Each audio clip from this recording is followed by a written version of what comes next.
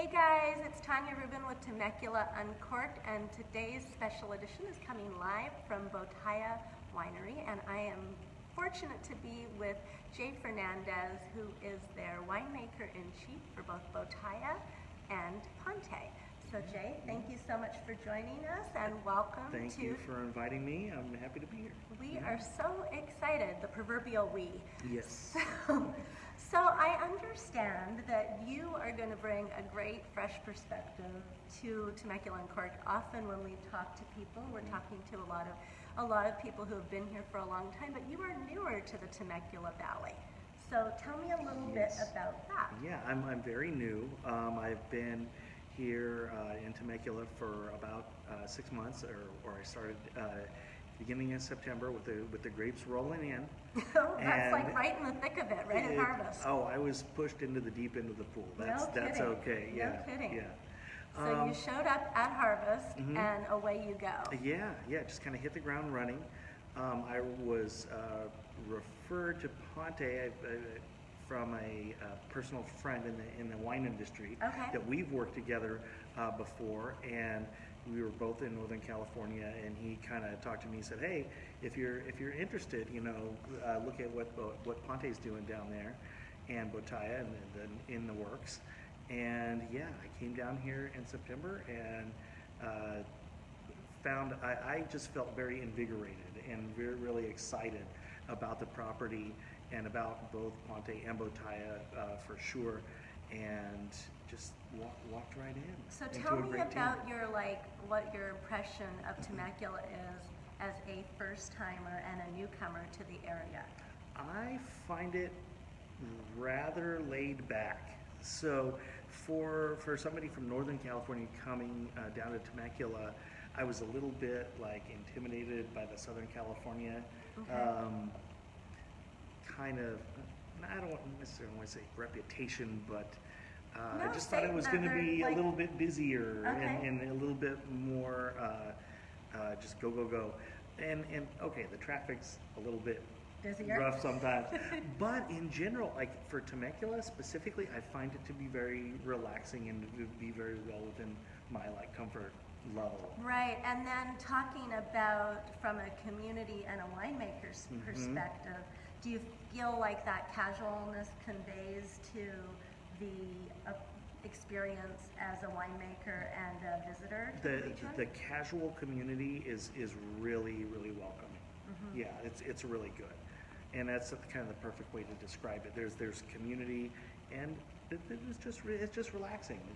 I mean, I know people are doing their things here. they're busy. Yeah, and I don't think that casual per se means that they don't take the business of the winemaking and the region casually. I think it's more the vibe of the experience here. You're absolutely correct. That's right. There's when I visited some of in particular, I find the Santa Ynez Valley pretty casual as well. Okay. But when you go up into the Napa regions, it definitely feels a little bit more. Yes, a little prim and proper. You got to stand up a little bit. You hold that pinky out, just like this. That's how you do it. And if you don't do that, then you're getting side eyes. And I don't feel like that energy is correct. Is here somehow. No. It's welcoming, yes. And I think that's part of the agricultural part of it. I was drawn to agriculture. Specifically because of that cyclical nature. It's year after year. We have to be patient. With wine, I have to be patient. It's a year-long process, and it's got little bullet points throughout the year, but in general, that's the agricultural aspect and the cyclical aspect has taught me some patience.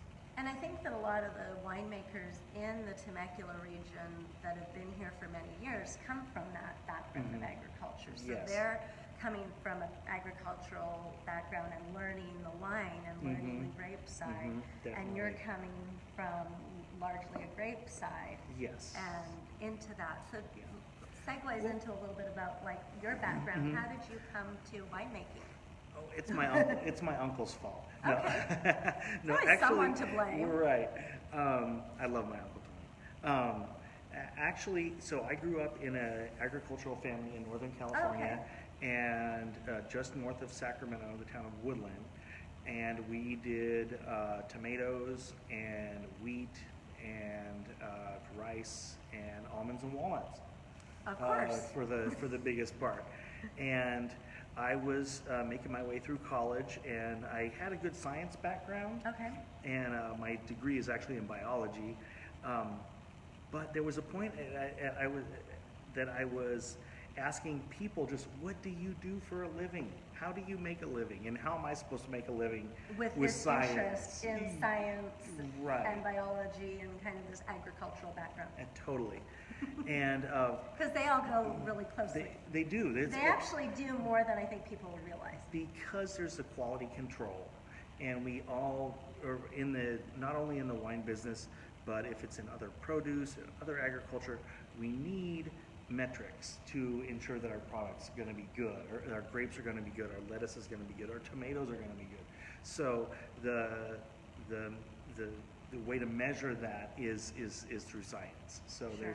there's a lot of that food and agricultural science. Being newer here, I don't know that if you know, but Steve Chapin over at Chapin Winery, I had the opportunity to interview him, and he actually came from a science background. Okay. And also mentioned when we talk how they really do correlate in many ways, that there's a very methodical approach. While there are many uncontrollable variables, there are those variables that from using that sort of scientific mind that can go into creating some beautiful wines. Yeah, and there is that balance. There's the craft and there's a technical aspect of it, and that's what I find. So I use the technical science as my insurance to make sure I'm making good wines, but I get to make a lot of decisions out in the vineyard, and I mean, when to pick is the biggest one. Yeah. And yeah. So you're looking for, to go back to where we were, I feel like I'm gonna just adjust a smidge so that I feel like you're chasing the camera. So that you're talking to people, you're kind of in that age of what's the direction, and you lock in on winemaking, then what was your next step? How did you go from that interest in winemaking to actually becoming a winemaker? Because you don't wake up one day and go, well, some people do. Some people do. Some people do. I had actually left the town that I grew up in, and I went to UC Santa Cruz. Okay. I had gone there for a couple years over the summer, and I was like, oh, this is where I want to be.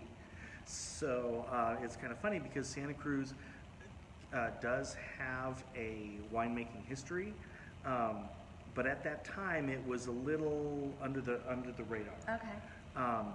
And it was odd that I was going away from an agricultural school and going to a liberal arts school. But that's where, I mean, they have a fantastic science and biology department, and so that's where I dug in.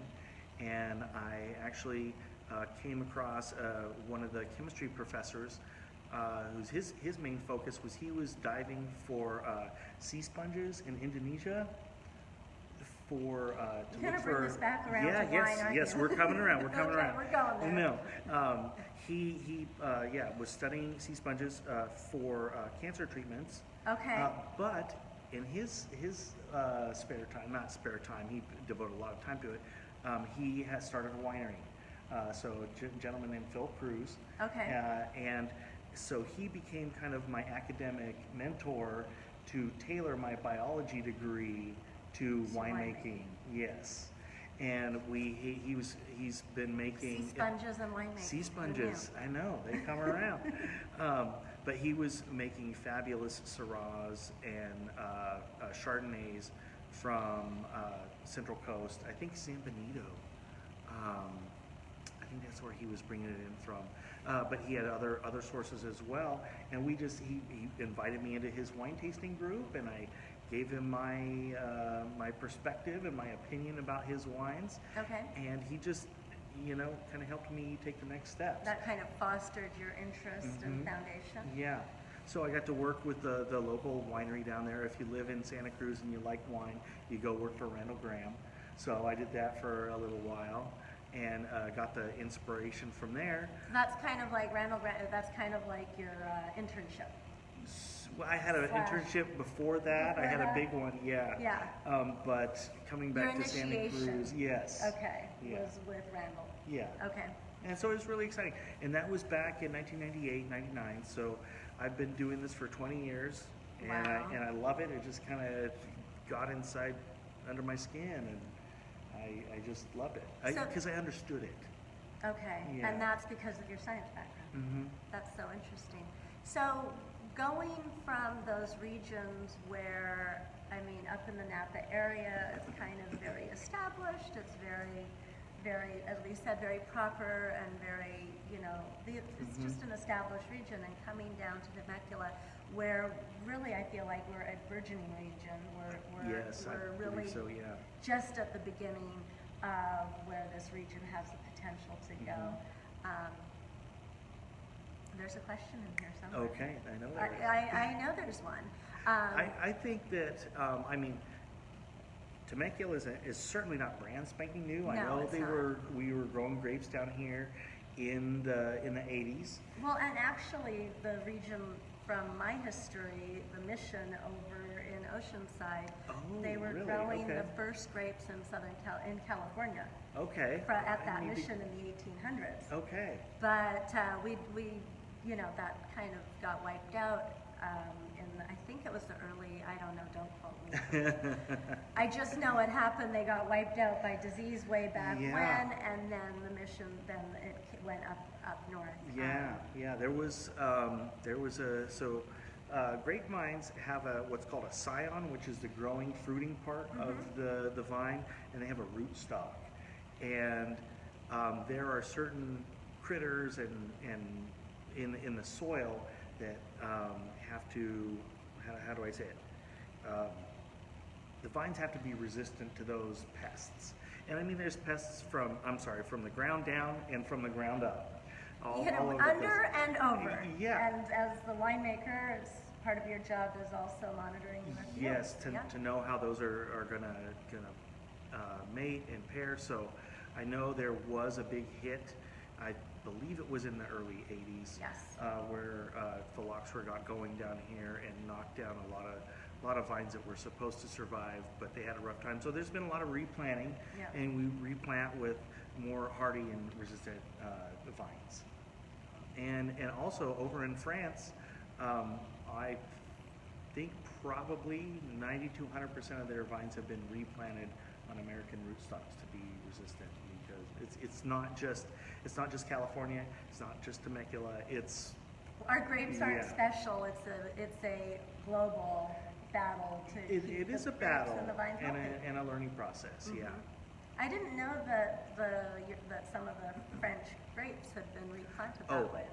Almost all of them. That is interesting. Well, we'll just remind the French that every now and then. They don't like maybe to, they don't like that so much. But they have no attitude there at all. One of my dearest friends, my college roommate, actually lives and has her children in Paris. Oh, okay. So I can give her a wow, there you go, nudge. And that's she's right. delightful and charming. So good. I'm just enveloping her in all my French thoughts. Okay. So now that you've been here for a little while you've been as a newcomer to Temecula, have you? And I know you're probably limited in your time and exploring, but what have, in that limited exposure, what have your favorite things about Temecula been outside of the winery? Can you think of any highlights? You know, I have to say, I live on a property that's not too far away from the winery here, and I love the beauty. I'm surrounded by rolling hills, and I listen to the birds. I can hear their wings flap over over my place. And do you have the balloons in the morning? I do. This morning I had one, the closest that I think I've ever had, because I was getting ready. I'm actually living on an Airstream locally, and I love it. So I get to live my little tiny living fantasy.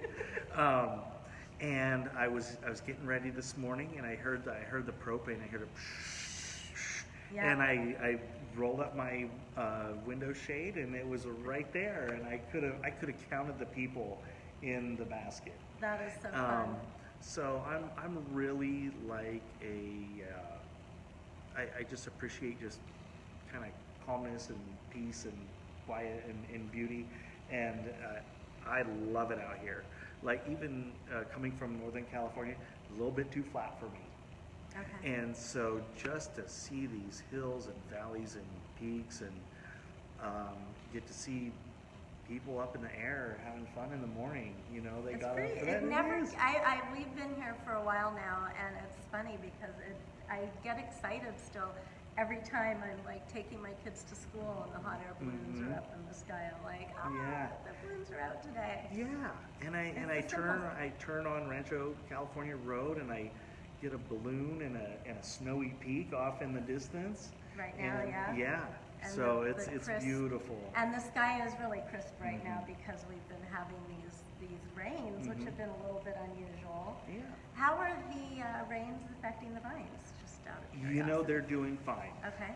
The vines are mostly dormant, or I'm going to say fully dormant at this point. I don't like to say that they're completely dormant because there's things going on, and they're getting ready. They're kind of winding up. I want to get past the beginning of April because there's still a frost kind of pressure. Worry. And this morning, you know, I'm watching the weather every day, and it was 31 degrees this morning, and I'm just like, don't be pushing out this early. We got to get past that. That was an issue last spring, wasn't it? Now you weren't here for the spring. Here in you the came spring. in for that harvest. Correct. But I know many of the wineries lost upwards of a third of their crop from that early bud getting sort of hitting, and then part of the bud got wiped out, and then there was a secondary late bud. Hopefully there's a second bud to push which out. They did have. Yeah. So that was fortunate, but it was a little bit of a season interrupted because we got a really warm bout last, I want to say February. Okay, and that'll do it. If it starts to warm up, the vines will be like, okay, it's time. Yep. And then it game cooled on. down again. Yeah. So hopefully this winter will be a little bit, but I do feel like we've got to be like helping our water table out a bit too. Absolutely. Both myself and my assistant winemaker are watching the totals come up, and I think he said that we're like at 100% for Southern California right now. Maybe a little behind that for Northern, which I'm a little bit surprised because it's certainly coming down, but I'm hoping it's going to be a good water year. Yeah, well, and the nice thing for this region is that the rain is, we usually kind of get those deluges. Okay. And so much of it runs off because the ground just can't absorb that amount of water that quickly. Right. And this winter we've kind of been it's been a little, but it's been more like rain stop. Right. Rain stop. And that gives the ground. Much better for the ground, much better for the grapes. Yes, exactly. So you came down here just yourself? There's so no far, missus. Yeah. There is a missus. There is a missus. Yes. And is there a mini? I have 3 sons. Okay. But they're not mini anymore. They're maxi. They're maxi. My oldest son. Sorry, I'm very proud of him. He's a freshman at UCLA this year. Oh wow. Okay. Yes. Excellent. Yes. And that's your oldest. Correct. So your oldest is college age, and correct. And so my next is a junior, and he's going to be a senior. Okay. And then my youngest is going to be a freshman next year. Okay. So you guys are doing the commuting family. They're up north, and they're set in their school, and with their mother, and then my wife is going to be moving down in the next couple months. Okay. Yes. So I got you. It's a modern family. There's a modern family. Yeah. Very, very common. Yeah. But it's nice because I'm within, good driving distance to go see my son at UCLA. And, yeah, for sure. They're all going to go somewhere for college, and it just happened to work out that we're both in Southern California now. Well, that's super nice. And then your wife is going to be joining you soon, so I'm Correct. sure that will take a lot of pressure off Yes. of the family. Yeah. And are there any spots that she's been down for visits, I presume? She has been, yes. Okay. At least once a month. And what's wonderful is her sister lives in Temecula. Okay. Sister and her husband and their son. So I had family down here to kind of Welcome you in and help you. Yes. And what are her favorite things so far down here? Has she had anything that she's mentioned that she loves or is looking forward to? Other than just spending time with you and not being separate? You know, that's kind of what it is. We have quick, kind of busy, compressed weekends. So she'll come down here and we'll hurry, and kind of see the people that we want to see and kind of visit our spots that we're starting to develop. I still don't know that many places, but we got a few spots. What are the spots? You know, I do enjoy the Blackbird Cafe downtown. Okay. Yeah. So that's one of the spots. Yeah. Okay. Yeah. I'm a little bit of a homebody. Okay.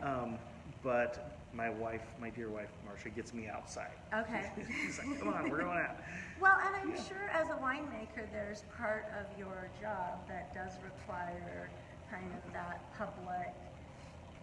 public time. Mm-hmm. And that time to meet with people and so. We did a, and mostly they have to do with, for me right now, at the moment, they have to do with, Bottaia and Ponte, and we did a wine club pickup last weekend. Right. So work through the weekend, then come back at night and pour and kind of shake hands and meet exactly. people. That's so you're, when I do feel like when that's part of your job, there's definitely that time where you almost want to hibernate and kind of recharge because you've been on, and not that it doesn't mean like it's pleasurable. I love entertaining. It's wonderful, but it also does sort of, for me at least, I have that contraction time afterwards too. Yeah, like you said, being on. Yeah, and it's fun and it's nice, but then afterwards it's also nice to go, okay, I want a some little blanket, something to watch, and away we go. Yeah. So we haven't talked yet much about Bottaia and what they're doing here, and then the sister winery, Ponte. So let's talk to me about what you're excited about with each property. Which one do you want to start with? Oh my goodness. Well, I'll start with Bottaia. Which is where we're sitting, here. And this room is stunning, by the way. They've done such a beautiful job if you haven't visited. Sorry. I find it really nice. I find it very relaxing.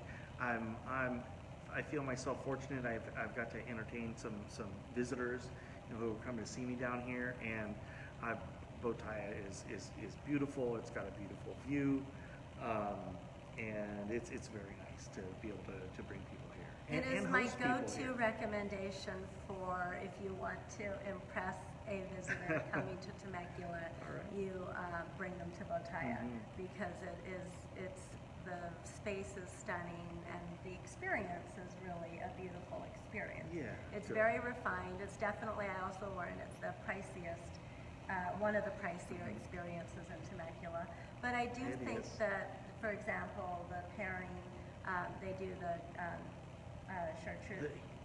charcuterie boards, pairing in the room next door to where we're sitting now.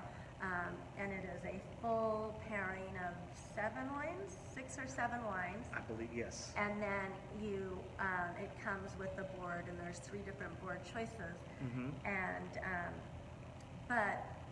And during the week it's $50, and on the weekend it's $55.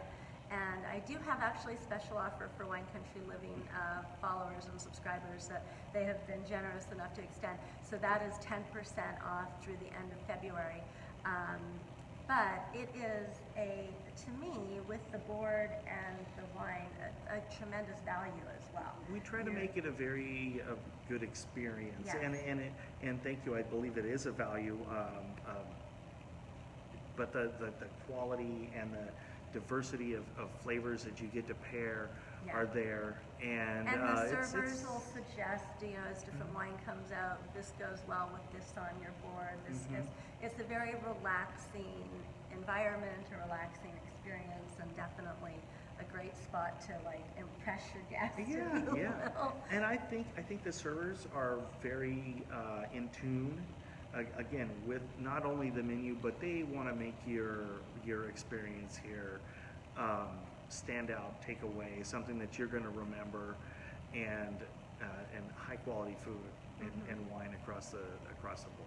Well, and one of the distinctions between, the two properties are owned by the same company but have a different approach to wines and winemaking. Bottaia specializing in the Italian varietals. Correct. If I'm not mistaken. You are absolutely correct. So tell me a little bit about the philosophy behind those wines here at Bottaia. So what I'm trying to do is really develop the wines from the property. We have such a large vineyard that we can kind of separate blocks and handle them differently and try to achieve something differently. With Bottaia, this last season being a relatively warm season, I think we had the opportunity to really develop the richness in our wines, in both our whites and our reds, which is really important to me, or especially the whites, because I think there's so much potential there, and I want all of our wines to be unique and distinct from each other. That's really important, especially having two properties that we might have Pinot Grigio at both properties, but they need to be distinct and have their own voice, is how I describe them. We also have our Fiano and Verdecchio over here at Bottaia, and those are solely Bottaia wines. We don't have them over at Ponte.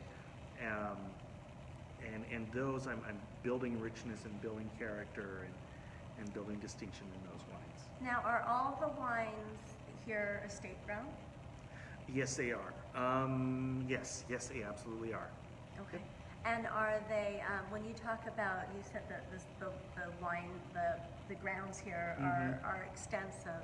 What does that mean specifically? How many acres are planted, so and what type of varietal breakdown? We have about 200 acres here planted. Okay, that is a big, that's just Bottaia? Or is that Bottaia this is Bottaia and Ponte okay. Combined. We have 22 varieties in the ground. Okay. We have some of the kind of core Bordeaux varieties, which I think are some of our older blocks on the property. But actually those Bordeaux varieties don't come over to Bottaia because they're not Italian varieties. Okay. But the Italian varieties... So they're grown on the Bottaia land, but those grapes go to... They might be on the Ponte land, okay. and they certainly stay at Ponte. But for Bottaia, what we focus on is our Fiano, Verdecchio, Arneas. I believe we do have a Pinot Grigio as well, but those are different from Bottaia to Ponte. Those are the whites. For our reds, we're really excited to have, we have about 4 or 5 different Sangiovese blocks, and we kind of pick and choose. They all come up just a little bit differently in how we manage them in the vineyard. Okay. And then we have our Montepulciano, which is kind of king around here. I actually started making Montepulciano back in the early 2000s, and so I was really excited to hear that Ponte and Bottaia had Montepulciano planted down here, because I think I know how to handle it. Okay, and so we're going to see some good things in the Montes here. Yeah. We've also got Aglianico out here, which is a dark, a rich Italian red, and we've got a dry rosé of Sangiovese out here, and a Sangiovese building blocks as well. Now, will Bottaia do any sparkling? Because I don't believe they're doing any right now. Is that something that will come, do you think, or not? That has not been asked of me yet. I don't see it on the production plans. So I think the sparkling is going to continue over at Ponte, so that we'll have our sparkling Moscato, our sparkling Rosé, and we still have our sparkling or Frizzante Nero d'Avola right now. Those are at Ponte. Correct. Yes. All Ponte labels. So tell me, what are you excited about right now at Ponte? We've spent a little bit of time on Bottaia. What's going on at Ponte that's making you super excited? Yeah, we just put the Arneas and Vermentino in the bottle for Ponte, and they're doing great. I was able to keep them on their solids for a little longer this year, which develops their richness in the palate. And so that's something that I was going for, to try to give them just a little bit more richness, and I think we're getting there. And we also bottled our rosé, which I think is just showing really, really well.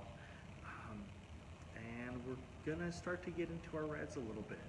Yeah, and some of our blends. So we got white blends and red blends coming up that are scheduled to bottle in March. And my husband likes the Super Tea to be our house wine because all right. Tanya.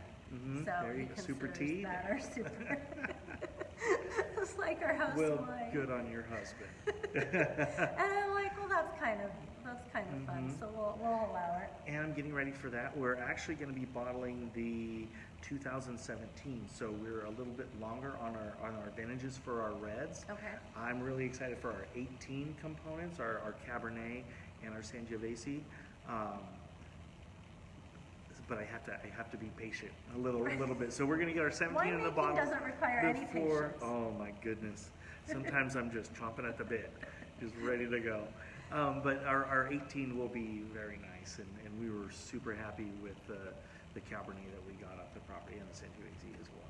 So with the wines that we're drinking right now at Bottaia and at Ponte, those don't yet have your fingerprints. Is that right? I will say that is correct. Okay, yes, we're prior vintage wines right now, and so but we're I believe in the next couple months in the spring, kind of April and May, the 2018 whites will start to come have out. your fingerprint? Correct. And so it was like, in those vintages, those will kind of be like the adopted children, right? Sure. You haven't been sort of vine to bottle. Correct. And then by 2020? Well, starting in the 2008, starting in this spring. Doing the math on the seasons. Yeah.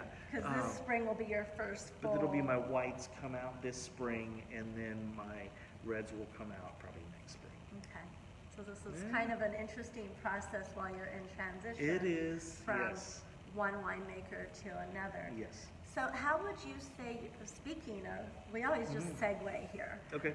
Speaking of one winemaker to another, how would you say your winemaking philosophy differs from your predecessor at Ponte?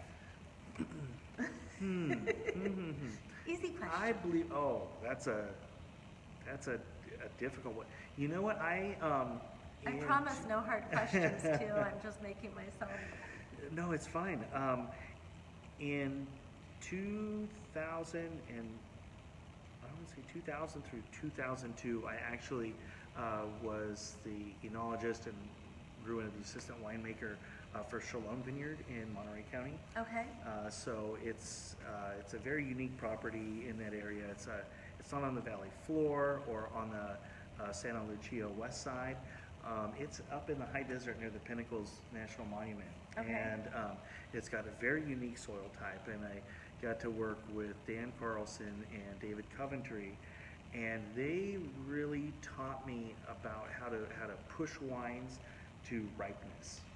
Okay. And typically, people or winemakers will pay attention to the bricks, the sugar level in the grapes, the pH and the TA, but we really started to push and look towards other indicators of the vine and of the grape that really impacted the ripeness and the fullness of the grape. And so we were able to do that on Pinot Noir, Chardonnay, Pinot Blanc, Chenin Blanc. We had 88-year-old Chenin Blanc on the property, which was just amazing. Wow. And also Syrah and Grenache, and we're getting into some Rhone varieties. But just being able to mentally approach ripeness in a different way, that really has driven my white winemaking for sure, and my red winemaking for that matter. But they're, we're just looking for grapes to be soft. They want to, when they want to give every flavor that they have, and also paying attention to the vine and not trying to pull the grapes off before the wine is ready or before it has something more to give. So that kind of almost our theme for the day is, but organically has been patience. It seems like, yeah. like you feel like your approach to the vines here and the winemaking here is kind of really waiting for that perfect moment. Yeah. Yes. If there is such a thing. There is. Well, and I don't know if I can honestly say if there's a perfect moment, because we approach that moment, and we just do, as winemakers, we do our best to hit that moment, right. But there's no guarantees. No. And then what I say that, and I learned this with some of my mentors, is that we never know if we picked at the right time until months later. Right. And it's a big leap of faith. It's not a little leap of faith, it's a big one. So months later, when do you think like in the vintages where you've like just hit it? How long does it take to really know that you've hit it? Until the final filtration and it's ready to go into the bottle. We don't know until we hit it. But have you had when you've really hit your biggest home runs? Or for your, and that's of course all like wine is subjective, but for your own, that as well. For your own joy and for your own edification. Yeah. Did you have an instinct with those ones before? It is. I'll say like permissible. Where you're like, this is the one. But part of our job is to see where the wine is going. Okay. Because we don't know until it goes into the bottle. But thankfully, you develop a sense as a winemaker, and honestly, as anybody in their career, that they really love when you know something's going to go right.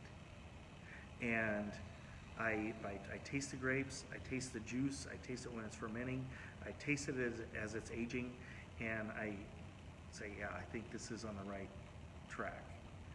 And then if it's not on the right track, what kind of things are you able to do as a winemaker to nurse it back into the right path for that particular, or is it just going to be what it's going to be?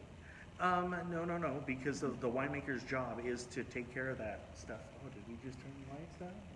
It's all right. We still have, we have beautiful natural yes, we light do. in this room. They're trying to kick us out. Yeah. There's fining that we can do, which is using usually a protein to bind something. If there's in the wine, there could be harshness or bitterness or astringency. One of the things that I did this year is I really wait till those green characters in the grapes they soften or they kind of go away as you be patient and let those grapes ripen. Okay. And then you don't have to work as hard on the wine to fix bitterness or astringency. So we're not having any issues with that this year. So that goes back to our the original discussion of really waiting and not harvesting early while Right. they still have that green edge. Right. And it's challenging. Full circle. Yeah, it's and those astringencies or bitterness or they take a lot of time and effort to work on in the finished wine. When I take an approach to address that in the vineyard and keep them from getting to those points. Now, are there risks involved with waiting till later for that harvest? There can be. The fruit can kind of tire out and not get any better. Okay. Weather. Okay. If we're getting into October, November, yeah, and it was starting there. There it is. So I was watching the forecast really closely. There's some like thinner skinned grapes. They'll actually the skins will start to slip off them if they get a real rain when they're getting close to ripen. Okay. And then there's mildew pressures and bad stuff. So we definitely take the weather into. Tightrope. It is a tightrope. Yes, it is. Yeah. Really fascinating. Yeah. Every time I have a discussion, there's just more and more layers to learn and more to to dig into, and they all kind of take their own path. It's so interesting. They definitely do. There's a lot of details to pay attention to out there with different varieties that have gone into the ground in different years and they're different ages, and some of them are more robust and some of them can be kind of fragile. So going into each winery, I always like to talk about what our favorite is. What are you really excited about that's pouring right now at Bottaia? Mm-hmm. Oh my goodness. Pick your favorite child. I'm trying to remember. Yeah. I do really love the Aglianico and the Montepulciano. The Montepulciano is showing really, really well right now, and I believe it's a 2015. I do also. None of your fingerprints. Correct. But must make you excited to see what's to come. It does. It does. The progression, and when we get to do vertical or library tastings, and we taste the 18 next to the 17, next to the 16, and then down to the 15, and get that historical perspective, and know that we're making improvements year after year. That's really important for us. And I love the whites. You mentioned that actually a number of times, which not too often in my discussions. So many of the wineries in the area do focus heavily on the reds in terms of their signature wines, if you will. And I also think the reds get a little bit more cachet. Maybe because I think there's a philosophy of like sophistication being with red wines, which it's there, and I do love the red wines that I get to make and that we're pouring here at both Bottaia and Ponte right now. But there's just some nuances in the lighter wines, and I actually use that as a little bit of an inspiration to drive my red wine making. Like just because there's nuances in the reds, in the whites, doesn't mean that there can't be in the reds. Sometimes they're just a little bit harder to pinpoint, just because the reds have more tannins, they have more color, they have different aspects to them that speak a little bit louder than some of the subtleties to the white wines. I like the way you described that. I found for myself when I didn't really drink that many whites prior to moving here, and largely the wine tasting is during the day, of course, and so I find often, especially in the summer, the last thing I want to do is be sipping on a glass of red wine. It could be kind of when it's 99 or 98 degrees. Yeah. And it's summertime, and so white wines have become, much more common when you're wine tasting in the summer, or even in the fall and spring in this region, where it tends to be warmer. So I've developed more of an appreciation for the whites, for sure. So what are your favorite whites right now at Bottaia, and then we'll go to Ponte? Oh, let's see. The Fiano I really enjoy, and I find that the Fiano's got some characters that are called fusel oils, and so they create a richness and in the Fiano, and just a very distinct, very ripe fruit character. Okay, very nice. And then at Ponte, what are we loving in the reds and the whites? I'm liking the Vermentino, and also the Pinot Grigio as well. I do like me a super tea with my flank steak salad. It's just a really easy drinking red. Yeah. It's not. It's just. That's what I think. It's a really easy with your flank salad, with your pasta. It's just an easy go-to. Yes, it definitely pretty works. Universally appealing. I've yet to have anyone go, oh, I can't drink that. It's just a nice, medium-bodied red. Yeah, and I like working with Sangiovese and like making Sangiovese because it's pretty challenging, and hopefully we get something. Actually, for 2018, I'm really happy with how our different blocks came in and how they're distinct but all Sangiovese at the same time.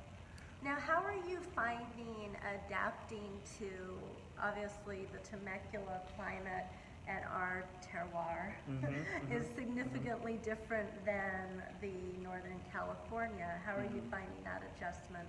Completely different vines, completely different patterns. Tell me what that's been like. It's all right. The good thing is that vines can thrive in a lot of different soils and climates, and that's what we see by just kind of the plantings around the world, honestly. So we go from Northern California, where there's a lot more heavy clay soils that have more water holding capacity and things like that. And everybody knows that down in Temecula here, we have a real kind of arid and sandy soil. The vines still want to grow, and the roots still want to dig and go as far as they can. And that matches, I don't think a lot of people realize, our climate and our soil matches some quite famous wine growing regions as well. Absolutely Mediterranean. Yep. It's kind of funny when people do talk about Mediterranean climates in Northern California, but it's not like here. Yeah. It's very much, it's nice when we get a little bit of fog or coastal kind of influence coming in the morning, but it burns off real quick, and it gets warm, and it's really like that's why we have Italian varietals planted here. You know, Italy's this little narrow strip of land, relatively narrow piece of land, and it gets ocean influence and gets very warm on both sides. So and very quick. Yeah. And people, well, I don't know if the name Temecula means the sun breaking through the mist. Oh, really? Is I one did of not the know that. interpretations. I did not know that. And so that is exactly like in that we get those misty mornings, but then boom, then the mist goes and the sun's out, and the vines are pretty happy. They really like that. Yeah, and they like the little mist. The mist cools it down a little bit, so they don't hopefully burn. Yeah, which is not. It's not fun. We don't want happens. the burning. It happens, but it's not fun. What I learned something new today. Speaking of the name Bottaia. Do you know the answer to what it means? I thought it was a cask. I thought it was our big barrel. So yes, we've got exactly. Okay, so apparently Bottaia means like these big oak casks from Italy. It's like an Italian term for an oak cask room, and so that's how the name Bottaia came to be. Which I've seen a lot of different chatter, and so that was one of the little pieces I picked up when I was talking. He's like, perfect. Yeah, and we have it's exciting because we have a pretty good cask program. So we've got some 1,300 gallon oak casks that all of our wine kind of goes into at one point, or our reds. We've got some nice oak uprights that we've actually ferment in, and we were able to ferment some Sangiovese. What do we mean by oak uprights? So they're kind of upright tanks. Okay. We've got some casks that are just kind of like large barrels, and they kind of run their staves horizontally. Our oak uprights are up, and so their grain is vertical. So instead of like the giant stainless steel vats that you'll sometimes see for the whites, and this would be a similar style cask but made of oak. All in oak, yep, gotcha. All in French oak. So we have 4 of those, and I kept 2 for fermenting whites in this year. We fermented, we didn't ferment in them, but we stored our Pecorino and some Arneas in those oak uprights. A little bit of the oakiness. Yeah, and that's part of what I'm trying to do to develop the richness. Okay. So oakiness will impart a little bit of richness and depth and complexity. Sure. We've also got concrete fermenters from Europe, I think from France. And tell me about those. Those are, concrete is really good insulator. So for extraction in chemistry, you basically have to have time, temperature, and a solvent. So our solvent is a grape juice, and the liquid and the water in there, and then it's getting converted to alcohol, so that extracts a little bit more. Time is just that. So we ferment from 10 days to 2 weeks for the reds, and then for the temperature, you get more out of a bag of tea if you're making a cup of tea, you get more out of hot water than you're going to get out of cold water. Sure. So the concrete holds some of that heat capacity that's being generated during fermentation, and it helps break down and extract the tannins and the color and the flavor from the seeds and the skins. Oh, interesting. Okay, so we have concrete, stainless steel, the oak casks, the oak barrels. Oak is also a very good insulator, but just not quite as much as concrete. But there's been a long history of concrete tanks and fermenters, and it's exciting to have them. Cool. Well, is there anything else you wanted to share with me today, or do you think we've covered a good spectrum? I think we... Any other hot buttons that I had? Hot topics. Well, I think, we're getting through the winter season. We're about halfway through. I think, we've talked about the wines that we have at Bottaia, the pairings, the food pairings that we have. We've got the pool out here. I'm looking forward to coming back in the spring. I think once it gets a little bit more comfortable out there and it's not 30 degrees in the morning. I'm waiting for them to put the hot tub in over there. Okay. That's my phone. I've scoped out exactly where it should go to, so if anyone needs any advice on that, I've already located it. Very good. We went over and mapped it out. There'll be blue tape. There's a little Tanya's blue tape. Perfect. There's another tasting that goes on in the barrel room that I haven't done. Is that where you can customize a little bit your own? That's right. So it might not be in the barrel room, but we have our blending lab. Blending lab, that was what it was. Yeah, so our blending lab in our fermentation hall, which is where we store most of our wine, not all of it, but most of it. Okay. We have some in the barrel room, tasting room. But a guest can come in, and we have 4 wines that you can taste and kind of get familiar with and understand their similarities and distinctions mostly. I think it's important to blend wines that are different from each other, because if you just blend if everything tastes the same, you blend it, it's just going to taste the same.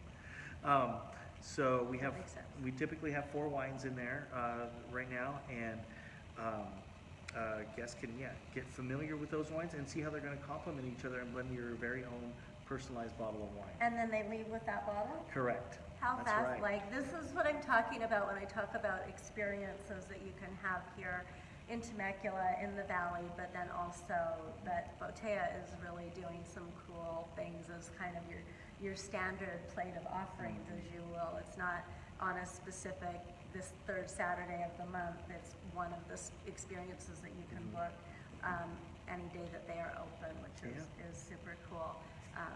So definitely another unique experience when you have people coming in town that want to have an experience that's a little bit different. Yeah. And then we've had guests say, "Oh, hey, I want to get some more of that wine so that I can give it out at a personal event or a corporate event or something like that." And so is that something they can then do? Yeah. So they you keep track of how they make it. And yes. If they want to do 8 bottles of that, then away they go. We can do that.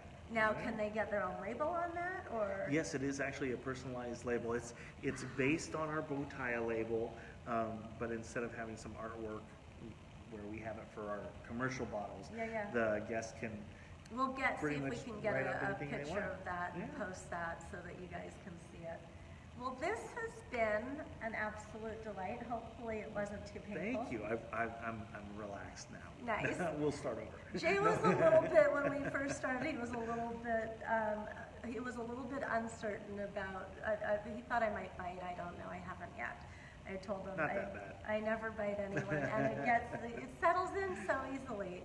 But I do want to let you guys know that we were a little bit, our conversation went so well, we were a little bit longer today, so I'm not going to do a rundown of what's coming up this week in the Valley, but there will be a link in the comments to look at the Wine Country Living calendar and see everything that's going on.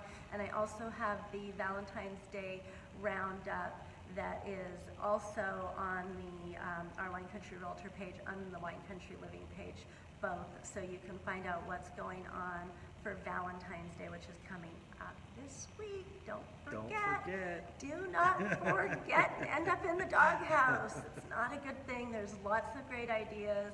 There are so many wineries doing wonderful events, so many restaurants locally that are doing amazing events that there is every reason to get out and plan something special for your loved one, and figure out, take a minute or two to dance in their lane and speak to their love language.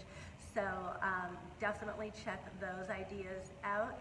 And thank you so much for being with us, Jason. Thank you guys for watching. And as always, if you know someone who loves wine country, loves living in wine country, please share this video with them and go ahead and join Wine Country Living for all things fun in the Temecula Valley.